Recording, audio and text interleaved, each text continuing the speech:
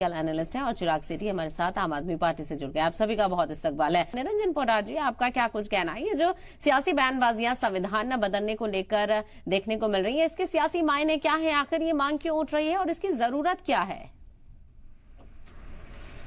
देखिए शहबाजी, सबसे पहले तो आपको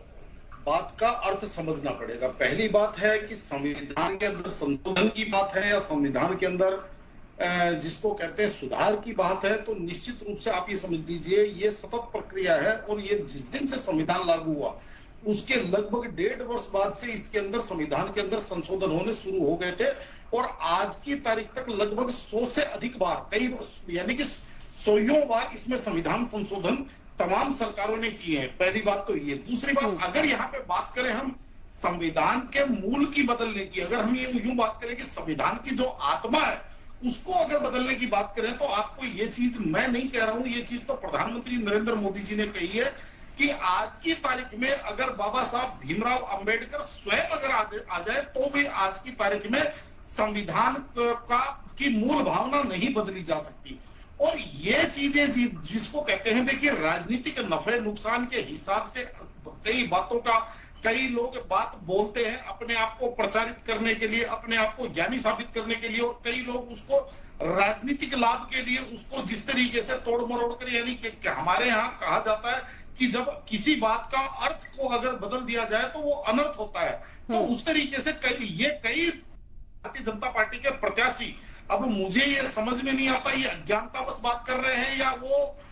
किसी उत्सुकतावश से ऐसी बात कर रहे हैं कि, लेकिन वो जिस तरीके का बयान दे रहे हैं इनको मैं अनर्थ कहूंगा। अनर्थ इसलिए क्योंकि उनकी बात का अर्थ क्या है,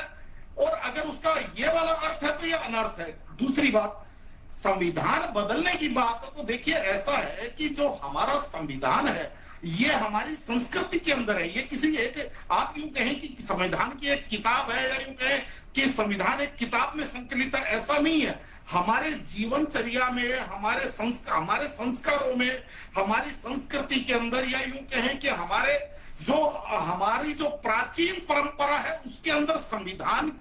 कि कहीं ना कहीं आज का जो संविधान है इसकी मूल भावना उसके अंदर छुपी हुई है, जिसको कोई माई का लाल, यानी कि आप ये समझ लीजिए कोई यहाँ पे आक्रांता भी जिसको नहीं बदल पाए, उसको आज की तारीख में किसी सरकार की, चाहे वो कितनी ही मेजोरिटी से चुन करके आ जाए, उसकी ताकत नहीं है इसकी मूल भावनाओं को बदलने की। दूसरी बात ये होगी। तीसरी बात, जो राजनीतिक बयानबाजी है, देखिए 2024 के चुनाव 4 जून को संपन्न होंगे, तब तक ये राजनीतिक बयानबाजी इसी तरीके से चलती रहेगी, इसी तरीके से वार प्रतिवार होते रहेंगे, इसी तरीके से कुछ लोग जो है वो अपने पाले में लाने के लिए, कुछ लोग दूसरे के पाले में से कुछ ना कुछ निकालने के लिए कहीं ना कहीं, बिल्कुल, यानी इसका मतलब ये है कि ये सियासी बयानबाजियां देखने को मिल रही हैं। ठीक है निरंजन जी, क्योंकि आप एक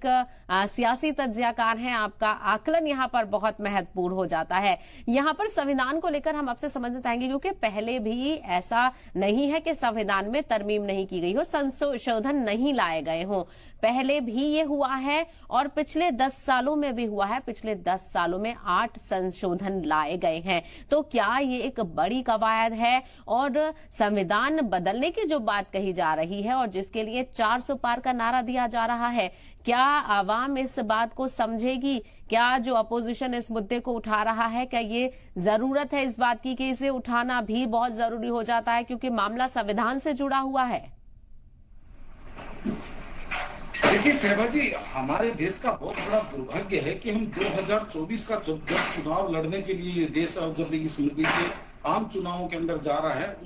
उस समय हम इन चीजों के ऊपर चर्चाएं कर रहे हैं, ना कि हम इन चीजों के ऊपर चर्चा कर रहे हैं कि किस तरीके से देश शक्तिशाली बने, किस तरीके से देश विकसित बने, किस तरीके से आज जो अंतर्राष्ट्रीय परिस्थितियां बन रही हैं, और आप देख ही रहे हैं कि विश्व के अंदर एक दोबारा से अशांति का वातावरण बन गया है, या यूं कहें कि दूसरे विश्व युद्ध के बाद में तीसरा विश्व युद्ध कब छिड़ जाए, उस समय हमारे देश को कैसे नेतृत्व की जरूरत है, कैसे हमारे देश को सेनाओं की जरूरत है और कैसे हमारे अपने आप को सुरक्षित और अपने आप को संरक्षित रखने के लिए किन किन चीजों की आवश्यकताएं हैं, हम उन चीजों के ऊपर चर्चा ना करके हम चर्चा कर रहे हैं केवल इन चीजों के ऊपर कि भाई ये इसने ये बोल दिया, उसने वो बोल दिया। बड़ा दुर्भाग्य लगता है। और इसके अंदर सबसे बड़ी विडंबना तब है कि जब आपको मैं बताऊं, कोई भी राजनीतिक दल नए रूप से आता है और वो ये कहता है जी मैं इस सिस्टम को बदलूंगा, लेकिन कहीं ना कहीं सिस्टम उस राजनीतिक दल को यहाँ पे बदल के रख देता है। इसके अंदर मैं तमाम राजनीतिक लोगों की बात कर रहा हूं। आपने देखा होगा कि जब सन 1975-76 के अंदर जब जेपी आंदोलन शुरू हुआ था, जयप्रकाश नारायण, कर्पूरी ठाकुर और ये जो राम मनोहर लोहिया, ये जब इस आंदोलन के कर्ता धर्ता थे और उस आंदोलन से जो लोग निकले हुए थे आगे जाकर के उनकी राजनीतिक परिणति क्या हुई कि आप ये समझ लीजिए सबसे बड़े भ्रष्टाचारियों के अंदर उनके नाम आए, उन आंदोलन से निकले हुए लोगों के। तो इसी तरीके से जब देश दोबारा से किसी आंदोलन की उम्मीद करता है और देश ये चाहता है कि इस देश के अंदर कोई आए जो वर्तमान परिस्थितियों के हिसाब से राजनीतिक परिस्थितियों को बदले, राजनीति को बदले और इस देश की दिशा और दशा को बदले, लेकिन उस समय जब लोग आते हैं, सपना दिखाते हैं, एक आंदोलित जनता को आंदोलित करते हैं, जनता आंदोलित हो जाती है और उसके बाद में जब सत्ता उनके हाथ में आती है तो पता नहीं वो राजनीति को बदलते हैं या अपनी राजनीति को बदलते हैं। ये चीज देखने वाली बात है। और आज जिस तरीके से धकियानुसी बातों के ऊपर चर्चाएं होती है, ये बड़ा दुर्भाग्य है। मैं आपको बार बार एक ही बात कह रहा हूं कि पिछले 75 वर्षों के अंदर तमाम प्रकार के विचारधाराओं की सरकारें आई, उसके अंदर आप ये मान के चलिए अल्पमत की सरकारें भी आई, बहुत बड़े बहुमत की सरकारें भी आई और जिसको कहते हैं 1/3 से ज्यादा बहुमत की सरकारें भी आई, लेकिन किसी सरकार की ये ना ताकत थी, ना जरूरत थी और ना हैसियत थी कि वो इस संविधान की मूल भावना को बदल सके, इस संविधान के प्रियम्बल को बदल सके। और आज भी आगे भी मैं आपको ये चीज बता रहा हूं, जिस तरीके से हमारे देश का, पूरे देश का हमारा एक स्ट्रक्चर है, हमारा जो फेडरल स्ट्रक्चर है और हमारे यहाँ विविध